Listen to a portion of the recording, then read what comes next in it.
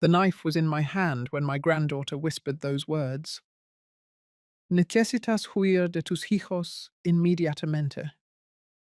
The frosting had just started to crack under the pressure of the blade right where I'd piped it too thick, trying to make the rosettes look fuller. I paused, not because of the cake, but because of her voice. It didn't tremble. It didn't beg. It landed like a flat stone skipping once on still water. That day, the house smelled like warm vanilla and hydrangeas. My daughter Harper had brought blue and white bouquets, all arranged in mason jars, wrapped in twine. Aesthetic, she called it. I let her. The kitchen buzzed with the kind of soft noise that only comes when people are pretending to be at ease. Julian was pouring sparkling cider into vintage glasses he'd brought in a padded case like he was styling a magazine shoot. Harper stood by the window, lit, like she knew how to find the perfect lighting without looking. She wore cream linen barefoot, her hair pinned up like she'd just finished meditating. And me. I stood by the island with a knife in my hand and a granddaughter staring straight through me. The room shifted, not in the physical sense, but something beneath my skin adjusted. My spine caught the memory of every long shift I ever worked. My knees remembered every moment they'd held me up when I felt like collapsing. My hands went still. Maya stepped closer like she'd say it again. But she didn't have to. I heard it. And I knew. This wasn't drama. It wasn't exaggeration. It wasn't about who forgot to set the table or left me off an RSVP. It was bigger. I forced a smile and slid the knife all the way through the cake. Moist lemon poppy seed with lavender glaze. Harper's favourite, not mine. It wasn't lost on me that I was the one baking it. The guests clapped. Someone from Harper's wellness brand started filming on their phone. Julian leaned into the frame arm wrapped around Harper's waist, like they were debuting a product line. Maya kept her eyes on me. I handed her a plate. She didn't take it. That's when I knew this birthday didn't belong to me. It never did. And just so we're clear, this isn't one of those stories where everything unravels at once. It starts here, with a cake I didn't want, in a kitchen filled with flowers that weren't for me, and a whisper from a girl who still believed I was worth warning. If any of this sounds familiar, keep listening. Because maybe like me, you've been smiling too long in a room where you don't belong. After the cake was served and the flashbulbs cooled, I found Maya waiting by the pantry door. She didn't smile. She didn't blink. She held her phone low in her hand. Screen dimmed her thumb, hovering over the edge like she was weighing whether to press play. She didn't need to. I already knew something had cracked open. Something I couldn't close back up. Julian was in the living room laughing louder than necessary, swirling his drink like a prop. Harper had disappeared down the hallway with her laptop, probably on a quick check-in with her brand team. Everything in this house had become content. Every slice of my life, every memory layered into these walls, now served as curated background for someone else's narrative. Maya slid the phone into my palm without a word. I tapped the screen. At first it was static, then Julian's voice. Low, too casual, the kind of casual that only comes when someone feels entirely safe. She's almost there, he said. One more slip-up. One more time she forgets to turn off the stove or repeats herself in public, and the doctor will sign the statement. Harper's voice next. Cooler, tighter. I've got the script written. We just need her out of the way before the new product line drops. If we wait too long, it looks messy. Maya didn't flinch. I didn't breathe. I handed the phone back and stared at the bowl of lemons on the counter. For a second, I thought I might throw one. Not at anyone. Just against the tile. Just to hear it break. Instead, I reached for a dish towel and started wiping a perfectly clean counter. They want me gone, I said.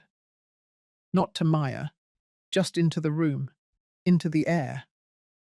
They need your image, Maya said, but not your voice. I stood there, towel in hand, and thought of all the times I'd made room for Harper. When she had stage fright at her first recital, when she begged to transfer schools because she didn't fit in, when she cried over her first failed relationship and asked if she could come home. She came home, and slowly she made it hers. The mason jars, the linen curtains, the abstract prints on the wall that looked like nothing and meant even less. I hadn't chosen any of it. I had just let it happen. Because that's what you do when you love someone. You let things happen. Until one day you look around and nothing feels like yours anymore. Maya stepped closer. There's more. She pulled out a folder from her bag. Printed emails, insurance documents, a typed-up schedule for an in-home evaluation by a doctor I had never met. They were planning to have me declared unfit, to transfer assets, to take over everything I'd built. I didn't speak. I just folded the towel, placed it neatly by the sink, and looked out the window at the garden I used to tend. The rosemary bush had gone wild. The basil was gone. Something else had taken root. And it wasn't mine. I didn't go upstairs that night. I sat in the kitchen long after the candles burned out, after Julian packed up his camera equipment and Harper retreated to the guest room she no longer asked to stay in. I stayed right there in the corner by the stove, staring at the lines between the tiles I had scrubbed 1,000 times. The house was quiet, but not still. Pipes settled. The old oak above the back patio creaked every now and then. A car passed once slow tires over gravel. I counted those sounds to keep from thinking. But the thoughts came anyway. There was a time when Harper had flour on her nose every Saturday morning. She'd lean on the counter next to me, arms crossed, ponytail swinging, while she asked questions about what made dough rise and why some recipes used lemon zest instead of juice. I never told her I didn't know all the answers. I just let her think I did. Back then, the stove was gas and unpredictable. Sometimes it clicked too long before the flame caught. She was terrified of that sound, so I would light it before she walked in, even if I had to do it twice. I'd joke that I was braver than any fireman, and she'd laugh with her whole chest. That kind of laugh disappears with age. I hadn't heard it in years. Tonight I stood over that same stove thinking about the lemon poppy seed cake, thinking about how she had asked for it, how she had smiled when I brought it out, how she thanked me like I was a guest baker on her show, not the woman who taught her what a measuring cup looked like. The cabinets were Harper's now. She had replaced the knobs, switched the ceramic canisters for glass ones with handwritten labels. She'd painted the backsplash without asking. Julian said it looked cleaner, more modern. I said nothing. I pulled open the drawer under the stove, the one where I used to hide birthday cards and little notes Harper made when she was young. Most were gone, probably tossed during one of her reorganizing phases. But one remained, folded twice, yellowed at the edges, a heart drawn in red crayon. Inside it read, "For Mum, you make everything better." I put it back exactly where I found it, closed the drawer quietly. The silence didn't comfort me anymore. It just confirmed what I already knew. The warmth I once felt here was no longer mine. I had been generous with space, with forgiveness, with trust. Too generous. And now the walls that once echoed laughter held only the weight of someone else's plans. When Maya came down in the morning, she found me at the table. I hadn't slept. I didn't want to. Rest wasn't safe anymore. Sleep meant waking up to a house that didn't recognize me. A life where my own daughter had rewritten the story and cast me as the complication she needed to remove. The stove clicked once, faint and sharp. I didn't move. I just watched it, waiting to see if the flame would catch. The folder Maya brought wasn't thick. It only held about a dozen pages. But when I sat at the breakfast table and flipped through them, it felt heavier than any cookbook I had ever published. These weren't accusations, they were arrangements, quiet, clean, and pre-approved. There were three documents that stood out. The first was a form giving Harper partial access to my digital accounts. It had my signature or something that looked close enough to it. The second was a letter of intent stating that I was considering transferring the ownership of my cooking studio to a new LLC. Harper had quietly registered 2 months earlier. The third was an insurance policy I had never heard of listing Julian as the primary beneficiary in the event of my death. The payout was high, too high for a policy I didn't remember signing. I didn't speak for a long time. Maya didn't push. She sat across from me, eating toast she hadn't bothered to butter, staring out the window like she'd already made peace with what I was just beginning to understand. The kitchen felt smaller, the chairs too hard, the air too clean, like the house had already started adjusting to a version of me that wasn't here anymore. I opened a drawer I rarely used. It was where Harper kept her kitchen tools when she cooked here. The knives were all brand new, sleek stainless steel with black handles. Mine were in a box, somewhere in the garage. I touched the tip of one blade, just enough to feel the edge. Then I closed the drawer and locked it. I had installed that lock myself 5 years ago when Harper started hosting events in the house. I'd told her it was for safety, but really I had needed one drawer that was mine. Just one. That lock had two keys. One I kept on my ring. The other I'd given her for emergencies. I checked my keychain. My key was still there. That night when Harper came back from yoga, she dropped her bag on the counter like she lived there. She opened the fridge, pulled out a bottle of pressed juice, and walked away without a word. I waited until she was upstairs before I checked the drawer again. Unlocked. The lock wasn't broken. It had been opened with a key. The second one. I didn't sleep. I sat in my armchair, hands folded, the folder still on my lap. Around 2 in the morning, I went out to the garage and found the box with my old knives. Dull wooden handles, a little rusted on the edges. I brought them back in and placed them on the counter. Then I locked the drawer again and kept both keys. I wasn't ready to say anything. Not yet. But something had shifted. It wasn't just about money. It wasn't even about betrayal. It was about space. About the silent erasure of a life. One drawer at a time. One password. One paper. One key. Until there's nothing left of you in the house you built. On Wednesday morning, Harper announced she wanted to film a new episode for her wellness series. She called it a spontaneous mother-daughter segment. Her audience loved authenticity.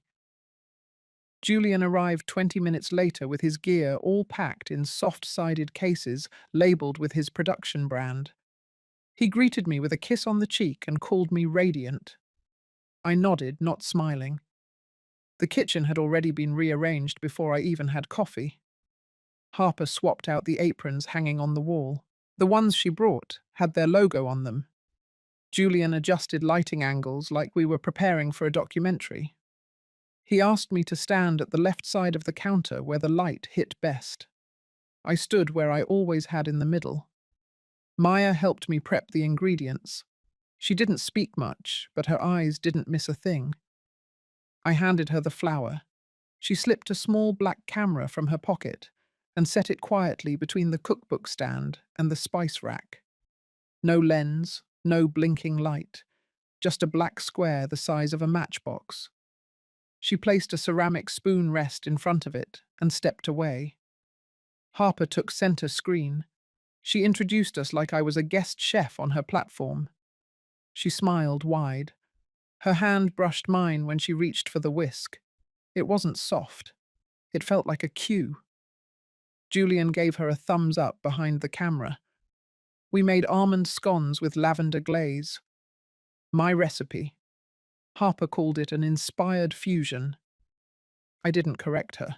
Her followers would eat it up either way. Halfway through, Harper leaned toward the camera and thanked everyone for tuning in. She spoke about legacy, about generational knowledge, about the honor of learning from a parent. Her tone was syrupy. I could barely stand it. Behind the camera, Julian mouthed lines to her like they had practiced. When the camera stopped rolling, the air shifted. Harper wiped her hands. Julian handed her a drink. He asked how she thought it went. She said it felt a little flat, that I wasn't giving enough energy. Then she turned to me and smiled again, but this time only with her mouth. She said maybe we could record one more version later in the week. Something warmer, something more emotive. She said maybe I could wear something brighter or speak a little faster. Just a suggestion. I looked at Maya. Her face stayed still, but she nodded once, small and sure. Later that night, in the privacy of her room, Maya showed me the footage from the hidden camera. It had picked up everything, not just the scene, the comments after, the way Harper spoke when she thought I wasn't listening, the way Julian referred to me as the brand's nostalgic anchor. His words, not mine. They weren't building a legacy. They were building a product. And I was the packaging. I didn't cry. I didn't scream. I just sat on the edge of the bed and pressed play again. Watched the smile on Harper's face flicker as she turned away. It wasn't cruel. It wasn't angry. It was indifferent. Somehow that was worse. That Friday, Maya skipped her morning lecture. She stayed at the dining table with a notepad and a laptop open to 3 browser windows. I recognized one as a legal site. Another looked like a news outlet. The third showed a simple profile picture of a woman in uniform. Maya tapped the screen.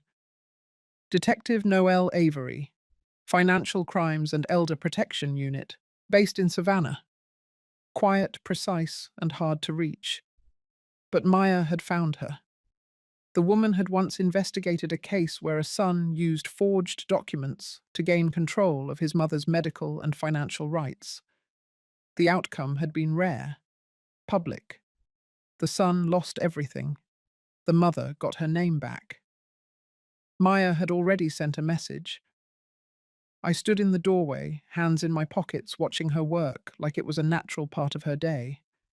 I didn't say anything, just listened to the tapping of keys and the faint hum of the refrigerator behind us. She looked up. There's a pattern to what they're doing. It's not just you. Harper and Julian have been using your presence to build value. Emotional branding, targeting women who miss their mothers. The words landed like a flat stone, not heavy, but final. I walked to the kitchen and turned on the kettle. The smell of chamomile filled the air. I opened the pantry. The jars were still labeled in Harper's handwriting. But behind them, buried on the bottom shelf, I found a worn recipe card. My handwriting. Faded but familiar. Lemon cornbread with honey thyme butter. A recipe I hadn't used in years. I placed it on the counter, just to see it again. Harper came home around noon. She wore a soft white sweater and expensive shoes, her hair in a loose braid. She walked in like she belonged to every corner of this place. She said the kitchen felt stale, that maybe we should repaint before the next shoot. Julian would call someone. I didn't answer. She looked at the counter, at the recipe card. Her mouth curved slightly. Not a smile. Something else. She said that one was old, that it didn't fit the brand anymore. Then she went upstairs. I stared at the recipe for a long time. Then I slipped it into my apron pocket. That afternoon, Maya made another call. Noelle picked up this time. They spoke in short, quiet sentences. Maya took notes. I sat beside her, watching the lines form on the paper. Dates, document numbers, a contact at the insurance board. We were building something. Quietly, carefully, like a slow stew left on the back burner. By evening I was tired, not from work, but from holding still. Before bed, I wrote a list, not of people to confront, but of recipes, old ones, the ones Harper had erased from the website, the ones I used to make when the house was full of real laughter, not canned applause. I folded the list and put it under my pillow. Sometimes you don't fight fire with fire. Sometimes you let them light the match and then you wait. Because every roll comes with a script, and sometimes the script breaks. And when it does, the truth walks in, quiet, uninvited, impossible to ignore. On Sunday morning, I took out the cast iron skillet that hadn't been used in years, the one with the worn handle and tiny crack along the edge. It had been my mother's. I scrubbed it clean, oiled it lightly, and left it to heat in the oven. That skillet had made hundreds of meals. It would make one more. Harper was away for a speaking event. Julian had followed with his camera and tripod. They wouldn't be back until Monday. I had time. Maya sat at the table sorting through files. She looked up when I pulled out the recipe box. I didn't have to say anything. That night, I announced a special live stream. I wrote the post myself. Just a quiet caption with a picture of the old skillet and a folded card. No hashtags, no filters, no Harper, just a time. Tuesday evening, one camera, one stove, one story. By the next morning, the post had more shares than anything I had ever published. Maya checked the numbers. The views were climbing. Followers left comments. Old students, former co-workers, people I didn't know, but who remembered my face. Some said they missed my cornbread. Others said they missed me. Tuesday came quietly. I wore my oldest apron, the one with stitched corners and a name tag that had faded to a soft blur. Maya adjusted the lights. Set the mic, tested the stream connection. She didn't speak much. We didn't need to. Harper and Julian returned that afternoon. They didn't say anything about the setup. Julian asked if the kitchen was clean. Harper glanced at the camera and made a note on her phone. She said she would be ready by 7. At 6, I handed Maya a sealed envelope. I want this filed with the attorney first thing tomorrow, I said. She nodded. Then I reached into my pocket and pulled out a list. Not of recipes, of names, friends, colleagues, witnesses. Each one had been contacted, each one ready, not loud, not public, but solid. At 6:30, Harper came downstairs in full makeup, her cream sweater spotless, her eyes practiced. Julian sat up beside Maya. He offered her a cold smile. She didn't return it. 7 o'clock, I stepped into the frame. No Harper, no Julian, just me and the skillet. I began with cornbread. I talked about time, about honey warmed over low heat, about how recipes are inherited, but meaning is earned. 10 minutes in, Harper entered the shot. She smiled for the camera and called it a surprise visit. I nodded. Let her speak. Then I paused, looked into the lens, and said, "There is one ingredient no one talks about, the one that makes or breaks a recipe. It's not salt, not time, it's truth." I lifted the envelope, placed it on the counter, then turned off the burner. The room held still. Behind the camera, Maya pressed save, then upload. That night something shifted, not in the air, not in the numbers, in me. The recipe was no longer for them, it was for me. And I had finally cooked something that couldn't be stolen. It started exactly at 7, no countdown, no music, just me in the frame. The kitchen lights were low, warm, nothing dramatic. I stood behind the island hands resting on the old cutting board, the skillet beside me already hot. The scent of honey and thyme lingered, barely noticeable unless you were really paying attention. It wasn't a performance. It was a return. I spoke slowly. about food, about memory, about how every dish we remember has a person tied to it. I shared the history of the recipe, where it came from, how I used to make it for Harper after piano practice, how she once called it magic bread because she thought it could fix bad days. I didn't force emotion. I let it come naturally like steam from the stove.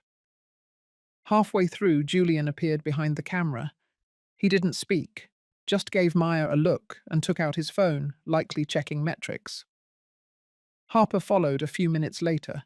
She walked in with her usual quiet authority, already styled lips, lightly glossed hair down in soft waves.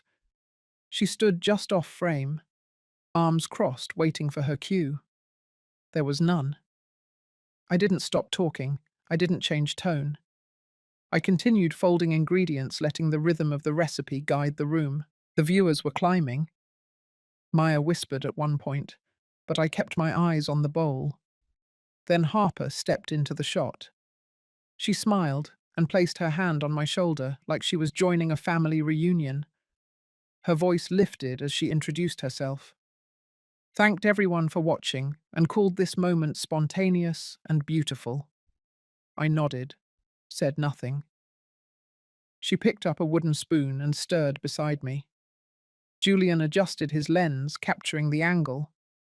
It was choreographed down to the breath, but they hadn't written the ending. Once the batter was ready, I poured it into the skillet, pressed it gently, and slid it into the oven. Then I reached below the counter and lifted a single manila folder. I set it next to the stove. My hands stayed on it for a beat longer than necessary. I said I wanted to share one final ingredient, not for the bread, for the truth. I opened the folder slowly. Inside was a printed transcript, clips from the last few months, audio, video, financial records, a notarized affidavit from my attorney confirming the authenticity of each item. I didn't raise my voice. I didn't accuse. I simply read one line. This is what it sounds like when a family chooses silence over integrity. I closed the folder, slid it toward the edge, then looked directly into the camera. I said nothing more. I didn't need to. Harper stood frozen. Her fingers still curled around the spoon. Julian lowered the camera slightly, mouth half open. No one moved. Maya ended the stream with a quiet tap. Uploading now, she said. I turned away and walked to the oven. The timer hadn't gone off yet, but the smell told me it was ready. I pulled out the bread, golden and full, set it down on the counter. It didn't matter who stayed in the kitchen after that. The message had already left the room. The morning after the live stream, I woke before the sun. The house was still. The kind of stillness that doesn't comfort. It lingers in the corners, under doors, inside the cushions of chairs no one sits in anymore. The kettle clicked on the stove as I waited for it to boil. I didn't rush it. Maya was already awake. She had her laptop open screen glowing with notifications. Messages poured in. Hundreds of them. Then thousands. Most from strangers. Some from people I hadn't heard from in years. Former colleagues, students, viewers who remembered the early days of the cooking show, women who had cared for mothers, mothers who had been forgotten by their children. The words were soft and sharp all at once. We saw you. We believe you. You reminded me of my own mother. I didn't reply. I just read them slowly, one after another, letting them settle. Harper and Julian didn't come downstairs until after 9. Harper moved quickly, her phone in her hand, typing non-stop. Her face was calm, but her jaw was locked. She poured herself coffee and sat in the far corner back to the window, facing away from me. Julian paced. He mumbled about legal steps, contracts, public image. His words overlapped. They didn't land. By noon, the fallout had begun. The brand partnership announced a review. The wellness platform quietly removed Harper's profile from its homepage. 3 media outlets had reached out for comment. Maya handed me a printed copy of the first article. The headline was measured, but the subtext was clear. Questions surface around authenticity in influencer mother-daughter brand. I left the article on the table unopened. By late afternoon, Julian was gone. He packed quickly. Harper didn't follow him. She spent most of the day in her room. I heard her on the phone once, voice muffled, clipped like she was delivering a report. She didn't speak to me.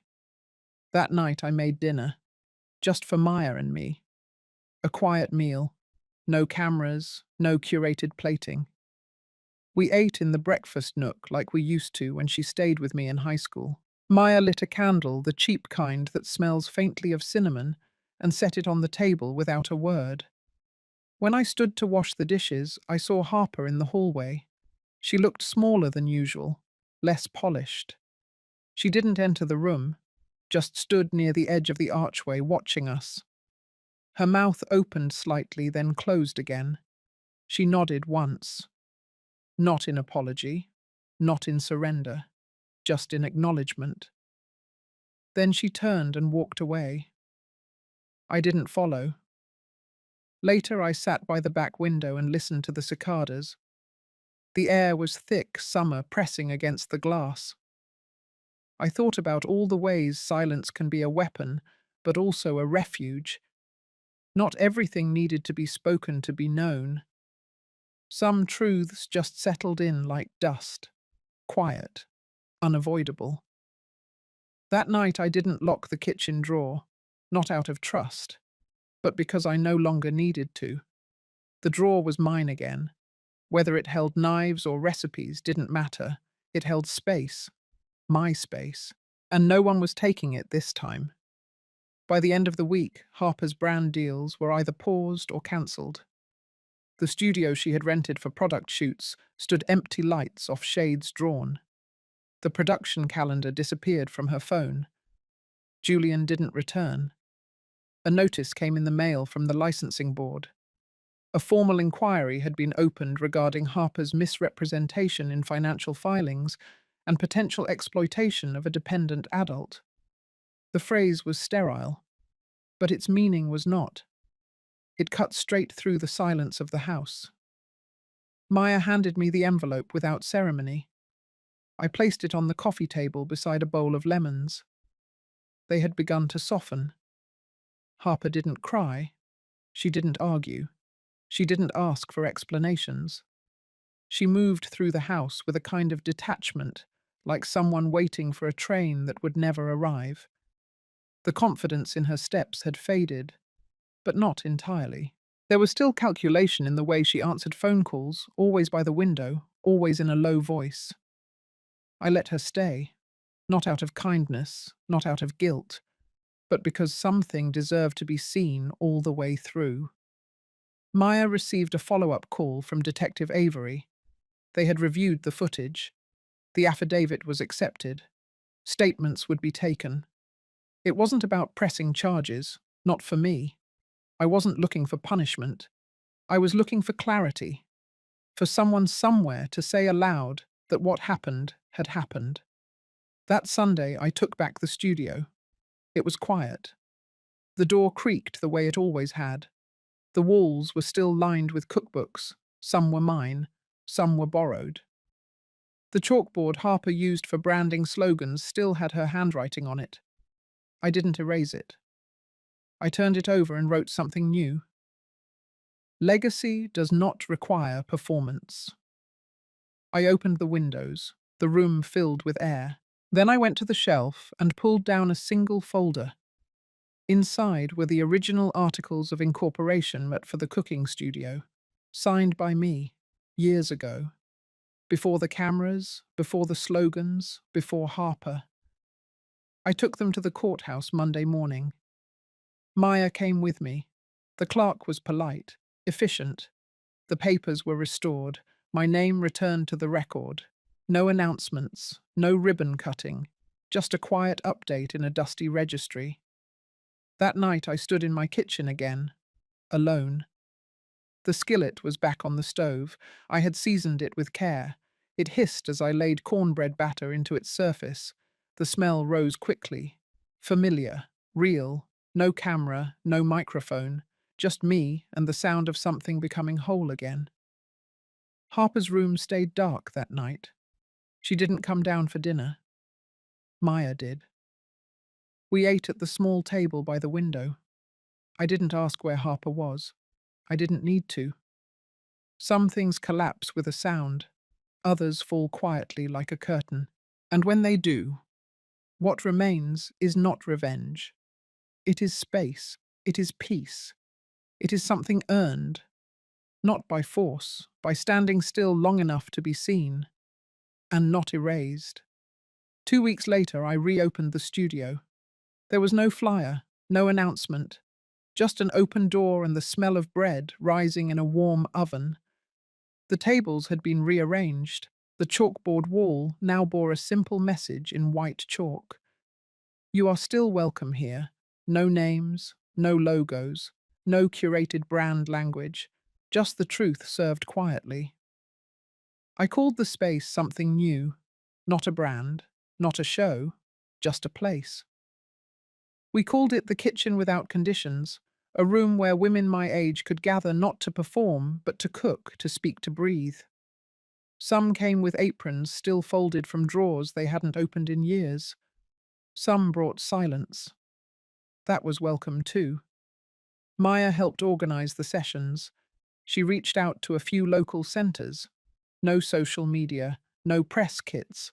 Word spread like it used to, one woman at a time. Slow, steady, human. We made simple food, cornbread, broth. Potato salad passed through 3 generations. We shared recipes written in faded ink on the backs of bills and grocery lists. There were no cameras, no scheduled smiles. No one asked for before and after photos. No one measured their worth in followers. One afternoon, a woman named Lorraine brought a tin of butter cookies. She said her daughter hadn't spoken to her in 4 years. She still baked those cookies every Sunday, just in case. I didn't ask for details. I handed her a plate.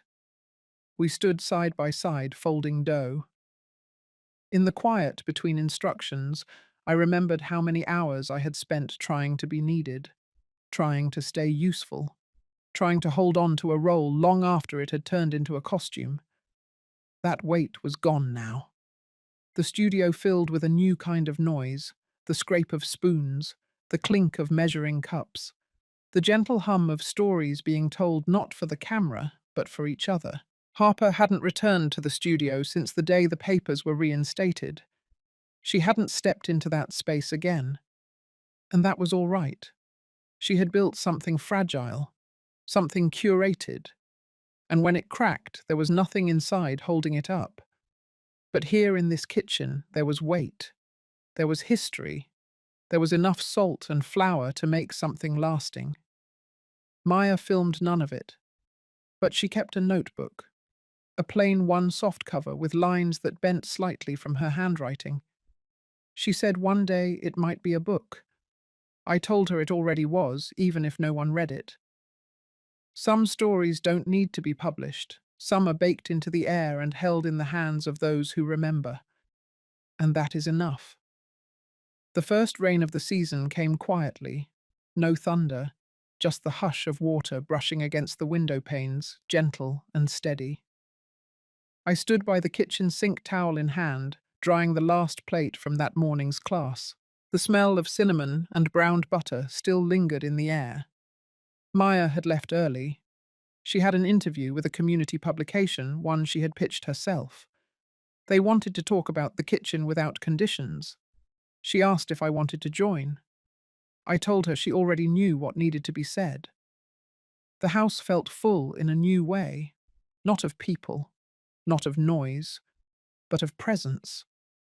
There was nothing being hidden, nothing being staged, only things that were real and stayed.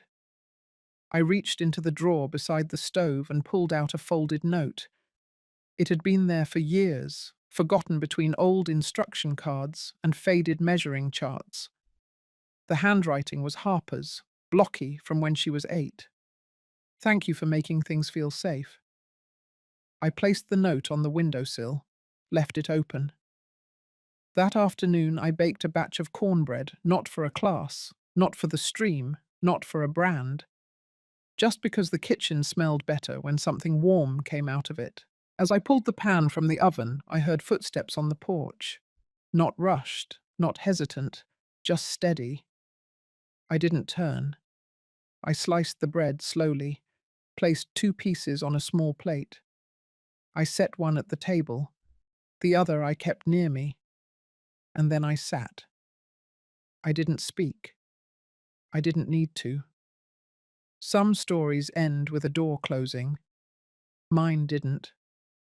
Mine stayed slightly open, long enough for the scent to reach whoever needed to remember it, long enough for me to finally feel whole without needing to be seen. If you've ever been a mother, a daughter, or simply someone who stayed silent out of love, then this story was meant for you. Thank you for listening all the way through. If something in your kitchen or in your heart has ever been forgotten, remember this: you can still begin again, quietly, without needing to prove anything, just by being yourself. If you saw yourself in this story, you're not alone, and there is still so much of your worth that no one has taken from you.